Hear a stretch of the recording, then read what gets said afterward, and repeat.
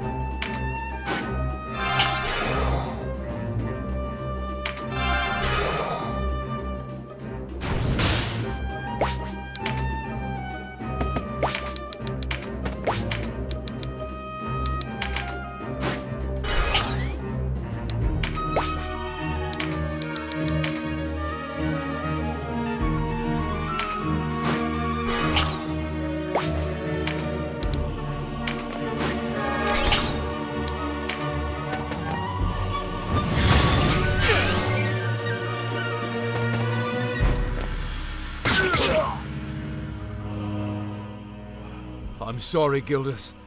You will have peace soon.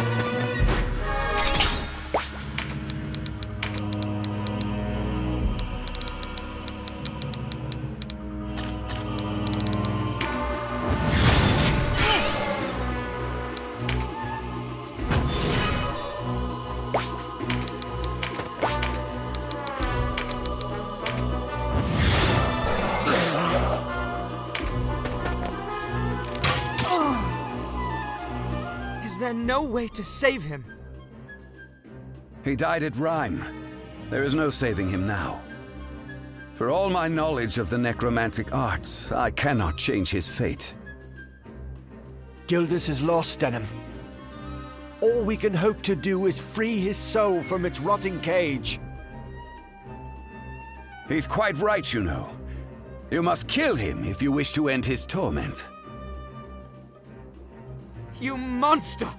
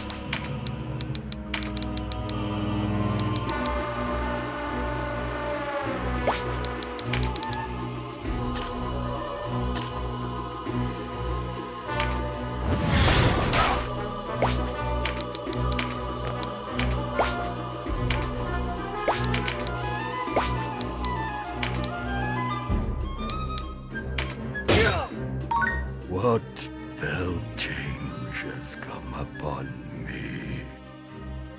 Gildas! Denam, you are unharmed. That is well. That is... God! Gildas, no!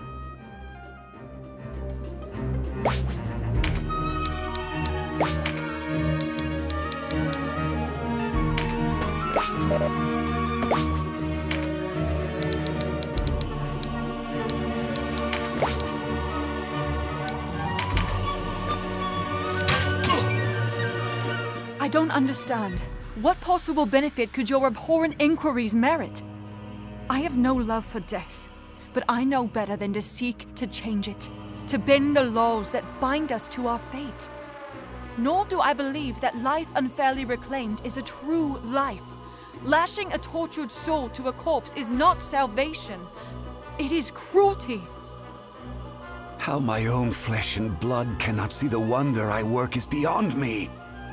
Does the world not lament the veil of death, and likewise rejoice to see it lifted? You disregard death's purpose. It is the final reckoning toward which we strive. Life's ambrosia is sweet only when we know the cup will run dry. The same words you said to me before. Yet they still ring false. A paper-thin veneer that cannot disguise your fear. Death terrifies you, as it does us all.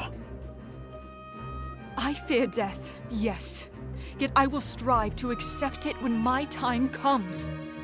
For I believe in my heart that death brings more than despair.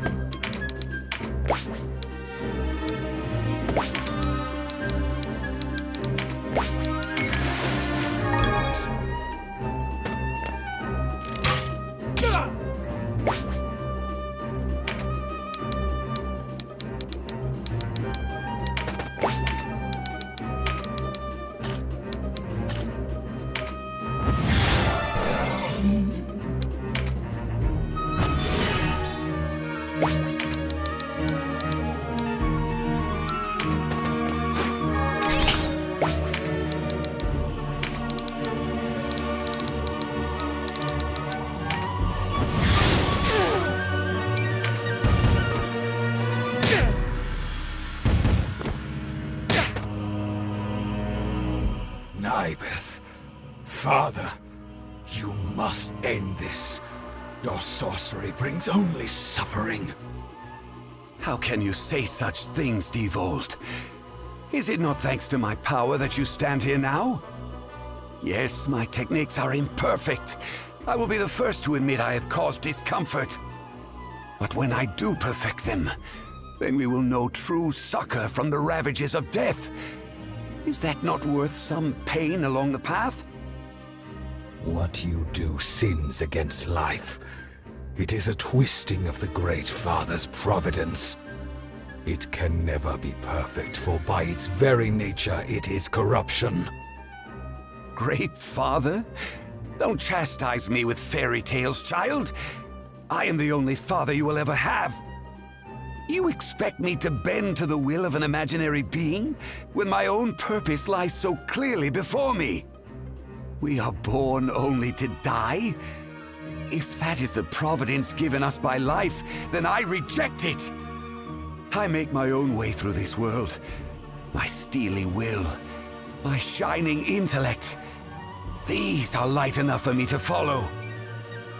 Then I must slay you before you take any more down your twisted path to hell, old man. Yes, enough of words. Deeds bring transformation. Swing your sword as you will.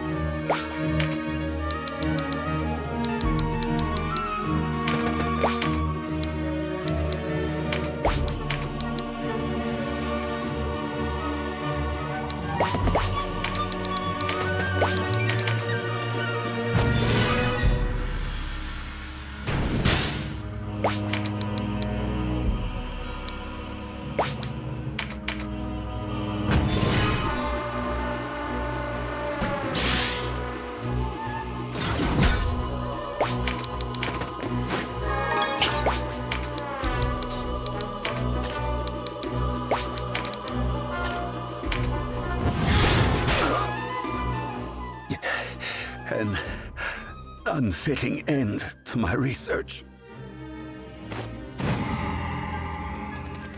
Wait! Nybeth!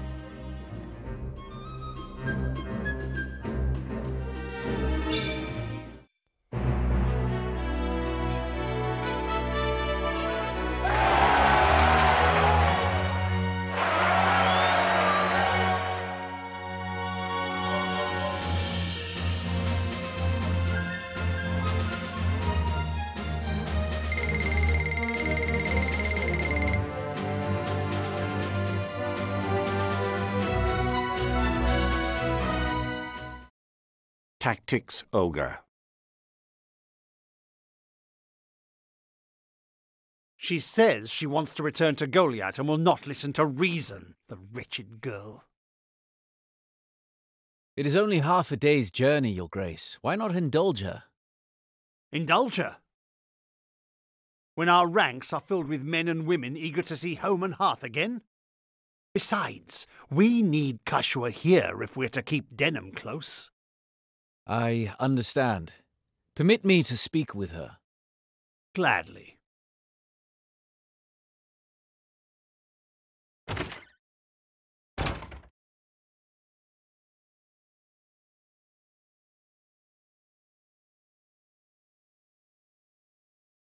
A word, Sybil. Have you seen Catiua? Catiua? I have not. Not since the noon bread, in truth. I see. On your way.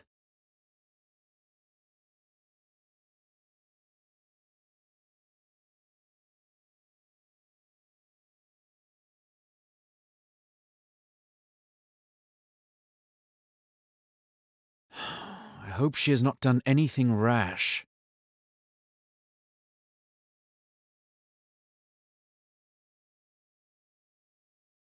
Tactics Ogre.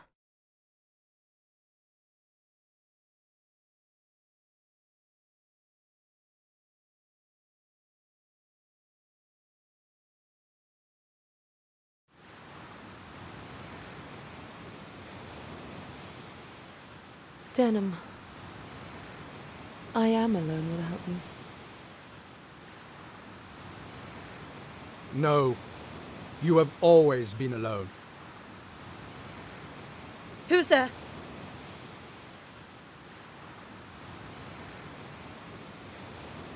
Lancelot Tartaros. What are you doing here? Your mother left this world upon your birth, and your father followed her only a few months before the war broke out. Your blood begins and ends with you, Catiua. You are alone, truly. What are you talking about? I have a brother. Surely you've not forgotten Denam. I gather you realized the Abuna was not your father. Yet you assumed that your brother shared your orphaned lineage. You assumed wrongly. Then who am I? Who do you say I am? Vesalia. Your true name is Vesalia Oberith. Vesalia Oberith? That's not possible. You are cautious. Good. House Oberith gave Valeria her king. You are his daughter.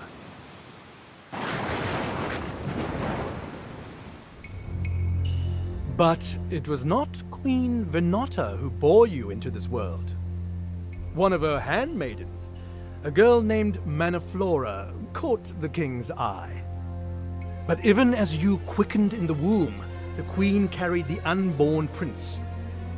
Wanting no rival for her son, she expelled your mother from the castle before you were born. Maniflora died, giving birth to you.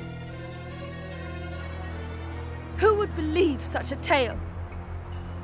It was the Buckram regent, Branton Morn, who took you in. He left you in the care of his brother, Abuna Prancet. Were it not for you and your secret, a man such as Branton would never have risen so high or so swift.